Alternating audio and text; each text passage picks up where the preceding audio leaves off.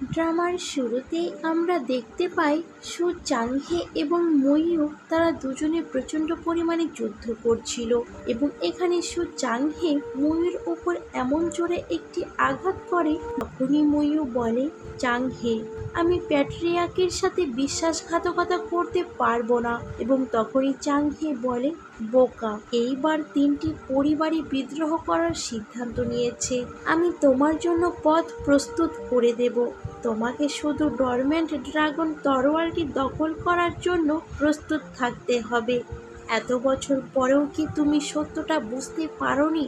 তুমি সব সময় খুব সহজ সরল রয়ে গেলে। এবং তখনই মইও বলে, তুমি এবং আমি দুজনেই প্যাট্রিয়ার্কের কাছে ঋণী।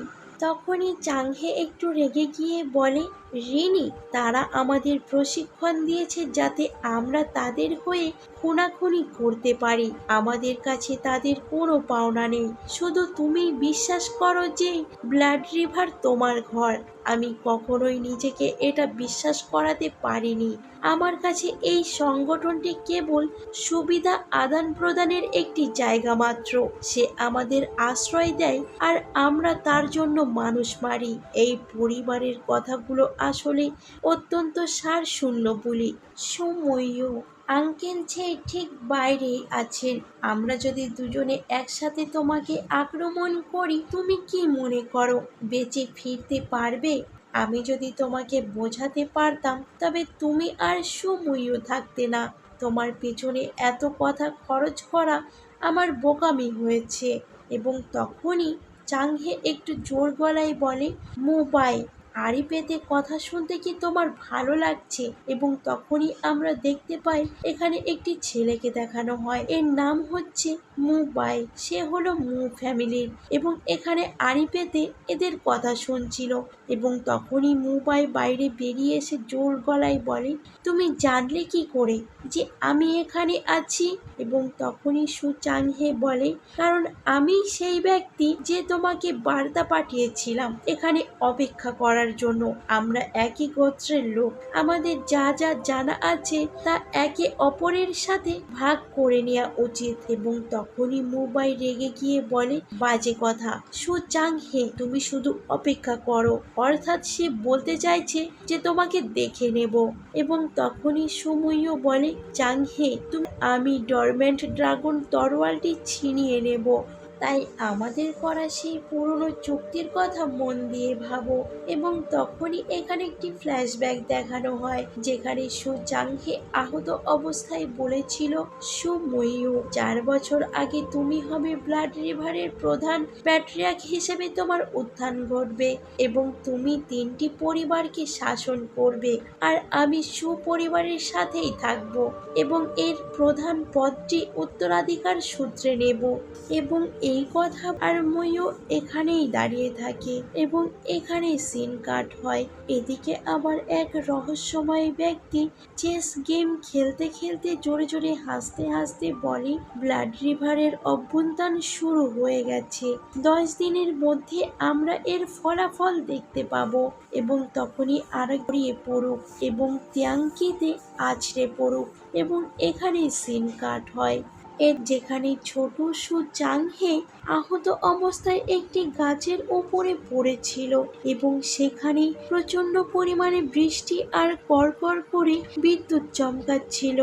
ঠিক তখনই সেখানে আমরা দেখতে পাই ছোট সু মইও একটি ছাতা মাথায় দিয়ে সু চাংহেকে উদ্ধার করতে চলে আসে। এবং এটা দেখে তো সু চাংহে অবাক হয়ে বলে, কেন তুমি বারবার আমি যেখানেই থাকি না কেন আমাকে উদ্ধার করতে চলে আসো?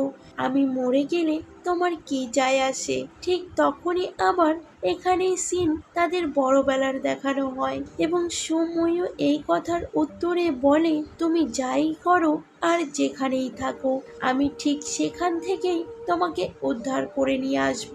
এবং এখানে সিন কাট হয়। এদিকে আবার আমাদের ওয়েলিং অ্যাবিসের আস্থানা দেখানো হয় যেখানে সু চাংহে আর সুমুইও একসাথে নম্বর 86, নম্বর 18, নম্বর 74 এবং তখনই সাথে সাথে ওখানে থাকা নম্বরের মানুষগুলো এক একজন করে এক সাইড হয়ে যাচ্ছিল। আসলে এখানে খেয়াল খেয়াল করে দেখবেন লিডার যখন ঘোষণা দিচ্ছেন তিনি চরিত্রের নাম না বলে নম্বর, যেমন নম্বর 17, নম্বর 26, নম্বর 86 ব্যবহার তাদের মধ্যে একে অপরের সাথে যুদ্ধ করার জন্য। ঠিক তখনই তাদের পিছন থেকে তাদেরই দলের ভিতরে থাকা সেই সৈন্যগুলো ওদের দুজনকে ঘিরে ধরে, কারণ তারা আসলে জানতো যে সু চাংহে এবং সু মুইও তারা অত্যন্ত দুরন্ত একজন যোদ্ধা। এবং তখনই ওখানে থাকা সৈন্যগুলো সু চাংহে এবং মুইওর উপরে আক্রমণ করে দেয় এবং তাদের ফরমেশনের ভিতরে সু চাংহে এবং মুইওকে আটকে ফেলে। এবং এই ফরমেশনটা এতটাই ভয়ঙ্কর ছিল যে ওরা দুজনে কি করবে তা ভেবে পাচ্ছিল না। এবং তখনই সু মুইও এবং চাংহে একসাথে বলে ওঠে, এই ফোল্ড ট্র্যাপ ফরমেশন ছুরি এবং তরোয়ালের সমন্বয়ে তৈরি আক্রমণ ও রক্ষণ ভাগের এমন এক কৌশল যা পালানোর সব পথ বন্ধ করে দেয়। এই বহু ভাঙার একটাই উপায় আছে, টোপ দিয়ে তাদের প্রলুব্ধ করা।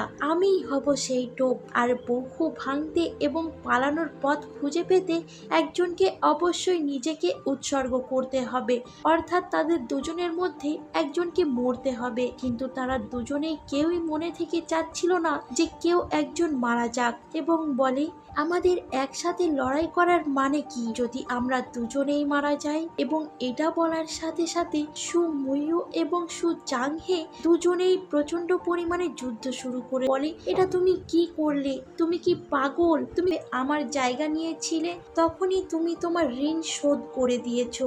ব্লাড রিভারের নিজস্ব নিয়ম আছে, প্রতি 10 জন দলের মধ্যে কেবল একজনই ওয়েলিং অ্যাবিস থেকে বেরিয়ে আসবে এবং 3টি পরিবারের একটিতে যোগ দেবে। তুমি যদি এই সুযোগটা না নাও তবে আমরা দুজনেই মারা যাব। নিশ্চয় অন্য কোনো পথ আছে, আমি তাদের সাথে কথা বলবো। তারা সেরা ঘাতকদের চায়, আর আমরা দুজনেই গত বহু বছরের মধ্যে তাদের পাওয়া সেরা ঘাতক। তারা কখনোই আমাদের দুজনকেই হারাতে চাইবে না। এবং তখনই সু চাংহে তার বুকে থাকা তরোয়ালটি আরো বেশি করে তার বুকের মধ্যে ঢোকাতে চাইছিল, কিন্তু তখনই সুমুইও যখন আটকে দিচ্ছিল তখনই সু চাংহে জোরে জোরে বলে, ছাড়ো, হাত ছাড়ো। যাটাতে বুঝতে পারি যে এখানে যারা বেশি শক্তিশালী তাদেরই একমাত্র জায়গা আছে। এবং তখনই মুইও চাংহেকে খুব ভালো মতো করে বুঝিয়ে তার বুকের ভিতর থেকে তরোয়ালটি বার করে ছুঁড়ে ফেলে দেয় এবং তাকে তার বুকের মধ্যে আগলে রেখে তাকে সাথে আবার আমাদের ওল্ড মাস্টার অর্থাৎ প্যাট্রিয়ার্ককে দেখানো হয়। তিনি যখন শুয়েছিলেন তার স্বপ্নের ভিতরে কারা যেন জোরে জোরে কান্নার আওয়াজ এবং জোরে জোরে হাসছিল, খুব ভয়ঙ্কর ভাবে চিৎকার করছিল। এবং আমরা দেখতে পাই অনেকগুলো মৃত মানুষের আত্মা এসে প্যাট্রিয়ার্ককে ঘিরে ধরেছিল এবং এটাতে তো প্যাট্রিয়ার্ক প্রচন্ড পরিমাণে চমকে গেছিল। তখনই প্যাট্রিয়ার্ক বলে ওঠেন, বন্ধু এবং পাষাণরা আমার থেকে দূরে থাকো। এবং তখনই ওখানে থাকা মৃত ব্যক্তিগুলো জোরে জোরে চিৎকার করে বলে, যদি আমরাই সেই বন্ধু আর পাষাণ হই তবে ব্লাড রিভার কি ন্যায়পরায়ণ হবে? এবং তখনই ওল্ড মাস্টার রেগে গিয়ে বলেন, তোমরা কেবল আসরিক মায়া ছাড়া আর কিছুই নও। আমি এক আঘাতেই তোমাদের খতম করে দেব। এবং তখনই ওখানে থাকা মৃত ব্যক্তিগুলি জোরে জোরে হাসতে হাসতে বলে, আমাদের জীবন ফিরিয়ে দাও, আমাদের জীবন ফিরিয়ে দাও। এবং প্যাট্রিয়ার্ক যখনই তার তরোয়াল বার করে তাদেরকে হত্যা করতেই যাবে তখনই প্যাট্রিয়ার্ক দেখতে পায় তার তরোয়ালটি মাঝখান থেকে 2 আধখানা হয়ে গেছে। এবং তখনই ওখানে থাকা আত্মাগুলো জোরে জোরে চিৎকার করে হাসতে থাকে। শুনে বাইরে থেকে র্যাবিট মেয়েটি এবং মিস বাই তাড়াতাড়ি করে ঘরে এসে প্যাট্রিয়ার্কের উপর জাদু করে তাকে থামিয়ে দেয়। এবং তখনই মিস বাই বলে, যখন একজন মানুষ দুর্বল হয়ে পড়ে তখন অশুভ শক্তি ভেতরে ঢোকার পথ খুঁজে পায়। দুঃস্বপ্ন দেখা স্বাভাবিক স্যার, আপনার চিন্তার কোনো কারণ নেই। এবং তখনই র্যাবিট মেয়েটি বলে, স্যার আপনি কি ঠিক আছেন? এবং তখনই ওল্ড মাস্টার একটা ইশারা করলে র্যাবিট মেয়েটি ওখান থেকে চলে যায়। এবং তখনই ওল্ড মাস্টার বলে ওঠে, মিস বাই আপনি আপনার জীবনে কতজনের প্রাণ বাঁচিয়েছেন? এবং তখনই বাই বলে ওঠে, হ্যাঁ আমি আসলে কখনো গুণে দেখিনি। এবং সবাই চমকে ওঠে এবং তখনই ওল্ড মাস্টার বলে, আমি তাদের অনেকের মুখ ভুলে গেছি, কিন্তু একটা কণ্ঠস্বর সব সময় আমাকে বলে যে এরাই সেই মানুষ যাদের আমি মেরেছি। আমি এমন স্বপ্নকে কখনো ভয় পেতাম না। যখনই এই মানুষগুলো স্বপ্নে আসতো, আমি তলোয়ার নিয়ে তাদের কুচি কুচি করে কাটতাম। আমি তাদের একবার মেরেছি, তাই অবশ্যই আমি তাদের দ্বিতীয়বার বা তৃতীয়বারও মারতে পারি, তা স্বপ্নেই হোক বা বাস্তবে। কিন্তু এইমাত্র যখন আমি তরোয়াল বের করলাম, দেখলাম ওটা আগে থেকেই ভেঙে পড়ে আছে। আমার এই মুহূর্তে ময়ূকে পাশে চাই এবং তখনই মিস বাই বলে ওঠেন, আপনি কি এখন ভয় পাচ্ছেন না যে সে আপনার সাথে বিশ্বাসঘাতকতা করতে পারে? এবং তখনই ওল্ড মাস্টার বিশ্বাসের সাথে বলে, না, সে কখনোই এটা করবে না। এবং তখনই এখানে আমাদের একটি ফ্ল্যাশব্যাক দেখানো হয়, যেখানে ওল্ড মাস্টার এক সময় সোমবার জঙ্গলের মাঝখানে চোখে পটি বাঁধা একটি লোককে দেখানো হয়। এনার নাম হচ্ছে সুঝি। তিনি ছিলেন সুপরিবার, হাত মেলাতে আমাকে রাজি করাতে এসেছেন। এবং তখনই সুঝি বলে, তোমরা দুজনে গত শতাব্দীতে ব্লাড রিভারের দেখা সবচেয়ে অসাধারণ জুটি। তোমরা একসাথে অসংখ্য সংকট কাটিয়ে উঠেছ। আমি বিশ্বাস করি এবারও তোমরা তা পারবে। আমি চাংহের কাছে শুনেছি যে 4 বছর আগে তোমরা একটি চুক্তি করেছিলে, ও হবে সুপরিবারের প্রধান। উনি সুমুইও বলে ওঠে, চাংহে এবং আমি একই চুল্লি থেকে মার্শাল ভাই হিসেবে এক পরিবার। চাংহের মতো একজন মানুষ কখনোই পরিবারের প্রধানকে তার পরিবার বলে মনে করেন না, সে শুধু তোমাকেই তার পরিবার হিসেবে দেখে। এবং তখনই সুমুইও বলে, কিন্তু এখন আমি কুই অর্থাৎ প্যাট্রিয়ার্ক। আমার বাবা একবার আমাকে বলেছিলেন যে একটি প্রতিশ্রুতি জীবনের চেয়েও বেশি গুরুত্বপূর্ণ। এবং তখনই সুঝে বলে ওঠে, তুমি নিজেই তো একবার বলেছিলে যদি একজন ঘাতক তার প্রতিশ্রুতি রক্ষা না করে তবে তারা বেশি টাকার বিনিময়ে তাদের পৃষ্ঠপোষককেও মেরে ফেলতে পারে। এবং তখনই সুমুইও বলে, পরিশেষে শৃঙ্খলা ভেঙে পড়বে, ঘাতকরা তাদের বাঁচতে থাকার কারণ হারিয়ে ফেলবে, আর ব্লাড রিভারও টুকরো টুকরো হয়ে যাবে। এবং তখনই সুঝি বলে, তুমি খুব বিচক্ষণ, তো মাঝে মাঝে বড্ড বেশি জেদি। এবং তখনই সুমুইও বলে, আমি ইতিমধ্যে খুনের নেশায় মত্ত একজন মানুষ। আমি যদি নির্দিষ্ট কিছু বিশ্বাস আঁকড়ে না ধরি তবে বেঁচে থাকা আর মরে যাওয়ার মধ্যে কোনো পার্থক্য থাকবে না। আপনি হেরে গেছেন, বিদায়। এবং এই কথা বলে সুমুইও এখান থেকে চলেই যাচ্ছিল। এবং তখনই সুঝি রেগে গিয়ে তার চেস খেলাটিকে পুরো পুড়িয়ে ধ্বংস করে দিতে চাইছিল। এবং তখনই ওখানে থাকা চ্যাংলি ওই ছেলেটি বলে ওঠে, তুমি কখনোই জিতবে না।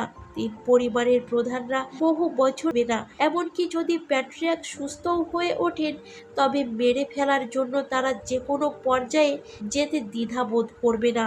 এবং তখনই সুমুইও রেগে গিয়ে বলে, যদি তাই হয় তবে চ্যাংহে কি করার চেষ্টা করছে? এবং তখনই সুঝি বলে ওঠে, ও ব্লাড রিভারকে পরিবর্তন করতে চায়। এবং এই কথা শুনে সুমুইও ওখান থেকে চলে যেতেই যাচ্ছিল, তখনই চ্যাংলি পিছন থেকে চিল্লাতে চিল্লাতে বলে, আমাদের সাথে যোগ দাও। চ্যাংহে পরিকল্পনা করছে যে সঠিক সময়ে প্যাট্রিয়ার্ক মারা যাবেন, আর মৃত্যুর আগে তিনি ডরম্যান্ট ড্রাগন সোর্ড তোমার হাতে তুলে দেবেন। তুমি ব্লাড রিভার শাসন করবে, আর ওদিকে চাংহে সব আমি আমার গন্তব্যে ঠিক পৌঁছে যাব। এবং এই কথা বলে সুমুইও ওখান থেকে চলে যান এবং এখানেই সিন কাট হয়। এদিকে আবার আমাদের আঙ্কেল ঝে এবং চাংহেকে দেখানো হয়। এখানে চাংহে বলছিল, প্যাট্রিয়ার্ক যতদিন পারেন বেঁচে থাকুন। আমাদের এখনকার অগ্রাধিকার হলো তাড়াহুড়ো করা এবং ওই তরুণ মিরাকেল ফিজিশিয়ানকে মেরে ফেলার সুযোগ খোঁজা। এবং তখনই আঙ্কেল ঝে বলেন, প্যাট্রিয়ার্ক এবং ওই চিকিৎসক তো 12 ডেজিয়ার দ্বারা সুরক্ষিত, তুমি এত আত্মবিশ্বাসী কেন? এবং তখনই চাংহে হাসতে হাসতে বলে, আমি উত্তরের ইম্পেরিয়াল সিটিতে একটি চিঠি পাঠিয়েছিলাম। সেখানে ট্যাং ক্ল্যানের একজন বিখ্যাত মানুষ আছেন, তিনি দ্বিতীয় মাস্টার ট্যাং এর সবচেয়ে ঘনিষ্ঠ শিষ্য শিউ জিয়াং। শিউ জিয়াং এর পিপা প্যাভিলিয়নে মাত্র 3টি গোপন অস্ত্র দিয়ে তিনি সারা বিশ্বকে স্তম্ভিত করে দিয়েছিলেন। মার্শাল আর্টসের তিনি শিকং চ্যাংফ্যাং এবং বলে ওঠে চ্যাং লিউয়েন। এবং তখনই চাং হে বলে, আমি জানি না কেন প্যাট্রিয়ার্ক দ্বিতীয় মাস্টার ট্যাংকে হত্যা করেছিলেন, কিন্তু আমি জানি মাস্টার ট্যাংয়ের মৃত্যুর প্রতিশোধ নেওয়ার জন্য ট্যাং লিউয়েনের সবচেয়ে বেশি মরিয়া থাকবে। এবং এখানে সিন কাট হয়। এদিকে আবার তখনই সাথে সাথে র্যাবিট এবং ট্যাং লিয়ানুয়ে প্রচণ্ড পরিমাণে যুদ্ধ শুরু করে দেয়। এবং তখনই ট্যাং লিয়ানুয়ে র্যাবিট মেয়েটির উপর আক্রমণ করে তার মুখে থাকা মাস্কটি ফেলে দেয়। তখনই র্যাবিট মেয়েটি বলে, ড্রাগন বিয়ার্ড নিডলস, আপনি তাহলে ট্যাং ক্ল্যানের লোক? এবং তখনই ট্যাং লিয়ানুয়ে বলে, ট্যাং ক্ল্যানের ট্যাং লিয়ানুয়ে। এবং তখনই র্যাবিট মেয়েটি বলে, ট্যাং লিয়ানুয়ে, বুঝেছি, আপনি হলেন জৈন রক্ষক, তিয়ানজি শহরের 4 রক্ষকের একজন। এবং তখনই লিয়ানুয়ে বলে, তুমি সেই ব্যক্তি নও যাকে আমি খুঁজি। তখনই মেয়েটি বলে, এমনকি আপনি জোয়ানো রক্ষক আদেশ মেনে চলে না। এবং আমরা দেখতে পাই র্যাবিট মেয়ে ট্যাং লিয়ানুয়েকে আঘাত করতে পারবে এবং বলে, প্যাট্রিয়ার্ক এমন কেউ নন যার সাথে আপনি চাইলেই দেখা করার দাবি করতে পারেন। এবং তখনই ট্যাং লিয়ানুয়ে বলে, আমি তিয়ানজি শহরের যৌন রক্ষক হিসেবে আসিনি, আমি এসেছি ট্যাং ক্ল্যানের একজন শিষ্য হিসেবে। তোমাদের প্যাট্রিয়ার্ক আমাদের দ্বিতীয় মাস্টারকে হত্যা করেছেন, আমি সেই হিসাব চুকিয়ে দিতে এসেছি। এবং এটা বলার সাথে সাথে র্যাবিট মেয়েটি লিয়ানুয়ের উপর প্রচণ্ড পরিমাণে আক্রমণ শুরু করে দেয় এবং লিয়ানুয়ে এই আক্রমণ অতিক্রম করে সরে যেতে থাকে এবং এখানে সিন কাট হয়। এদিকে আবার আমাদের ঘন জঙ্গলের ভেতরে ময়ূকে দেখানো হয়। সেই ঘোড়া নিয়ে যখন রাস্তা পাড়ি দিচ্ছিল তখনই তার সামনে অনেকগুলো লণ্ঠন ময়ূর চারিপাশে ঘুরপাক খেতে থাকে যেন এক ভৌতিক কাণ্ড। এবং ময়ূর তো এটা দেখে সমস্ত কিছু আগে থেকেই বুঝে গিয়েছিল। আসলে এই ল্যান্ডে পায় ঠিক যেমন ছোটবেলায় সু ময়ূ এবং সু চাংহে একই কাজ করত। এবং তখনই এই বাচ্চাগুলো ময়ূর চারিদিকে জোরে জোরে হাসতে শুরু করে এবং চারিপাশ থেকে ময়ূর উপরে আক্রমণ করতে চাইছিল, কিন্তু ময়ূর জেনে বুঝে ওদের উপর কোনো হামলা করছিল না। ঠিক তখনই ময়ূর পিছন থেকে হাওয়ায় ভেসে একটি পালকির ভিতরে করে একটি ছেলে আসে। এই ছেলেটি ছিল গুলোর কথা, যখন তুমি নিজেও প্রায় এই ল্যাব চিলড্রেনদের একজন হতে চেয়েছিলে। এবং তখনই সুময়ু বলে, মু পরিবারের মু ইউনছন, তোমার এত বড় সাহস যে আমার সাথে লড়তে আসো? তুমি কি তবে ব্লাড রিভারের সাথে বিশ্বাসঘাতকতা করতে চাইছো? এবং তখনই মু ইয়নছেন ওই ভাসমান পালকিতে বসে বসে প্রচন্ড জোরে হাসতে হাসতে বলে, আমি অনেক আগে থেকেই শুনেছি যে আমব্রেলা শট হিসেবে পরিচিত সুময়ু তার 18 শট অ্যারোর জন্য বিখ্যাত, কিন্তু এখন তোমার ভঙ্গিমা দেখে মনে হচ্ছে তুমি ভাবছো যে আমি তোমার 18টি ব্লেড একেবারে দেখার যোগ্য নই। এবং তখনই সুময়ু মাথা নেড়ে বলে, হ্যাঁ, তুমি তার যোগ্য নও।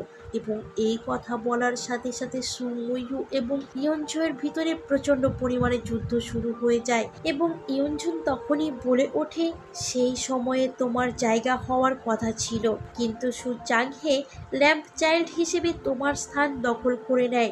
আমার পরিকল্পনা অনুযায়ী তাদের সবার মরে যাওয়ার কথা ছিল, অথচ তোমার কারণে সে বেঁচে গিয়েছে। আমি এখন বুঝতে পারছি কেন সে তোমার পাশে দাঁড়িয়েছিল। তুমি যদি ওই প্রদীপ বহনকারী শিশুদের একজন হতে তবে নিশ্চিতভাবে মারা যেতে। আমি কখনোই আশা করিনি সুপরিবারের বিখ্যাত আমব্রেলা শট, সেই নামহীন ব্যক্তি যে লাশের স্তূপের চুল্লি থেকে হামাগুড়ি দিয়ে উঠে এসেছে, বর্তমান হুই এবং স্পাইডার শ্যাডোর নেতা, সে একজন দয়ালু হৃদয়ের মানুষ হবে যে কিনা একটি শিশুকে আঘাত করতে পারে না। তোমার তরোয়াল আমার কল্পনার মতো অতটা ক্ষিপ্র নয়। এবং এই কথা বলার সাথে সাথে সুময়ু মু ইয়নঝনের উপরে আক্রমণ করে তার পালকিটাই ভেঙে দেয় এবং দুজনের মধ্যে প্রচণ্ড পরিমাণে যুদ্ধ শুরু হয়ে যায়। এবং তখনই সুময়ূ আর ইয়ঞ্জনের সাথে যুদ্ধ না করে সে মাটিতে দাঁড়িয়ে পড়ে এবং পিছনে ইয়ঞ্জনকে সুময়ূ এমনভাবে আঘাত করে যে তার হাতও ওঠেনি এবং এক অস্ত্রতেই ইয়ঞ্জনের বুক কাঁপিয়ে দেয় এবং ইয়ঞ্জন তো এটা দেখে তার চোখ চড়ক গাছে উঠে যায়। সে বুঝতেই পারছিল না যে এটা কিভাবে তার সাথে হয়ে গেল এবং সুময়ূ এখানেই ইয়ঞ্জনকে মেরে ফেলে এবং এই দৃশ্যের সাথে সাথে ব্লাড রিভারের দ্বিতীয় পর্বটি এখানে শেষ হয়ে যায়। তো বন্ধুরা, তোমাদের কাছে আজকের এই এপিসোডটা কেমন লেগেছে তা অনেক প্রশ্ন আছে, যে কেন আমি ভিডিও দিচ্ছি না, যে কেন আমি শর্ট অ্যান্ড বিলভড আমার লাস্টের পর্বটা এক্সপ্লেন করছি না। তবে তোমাদেরকে বলি, শর্ট অ্যান্ড বিলভড ড্রামাটা অতিরিক্ত পরিমাণে স্ট্রাইক আসার কারণে আমি ওটাকে আর এক্সপ্লেন করতে পারছি না।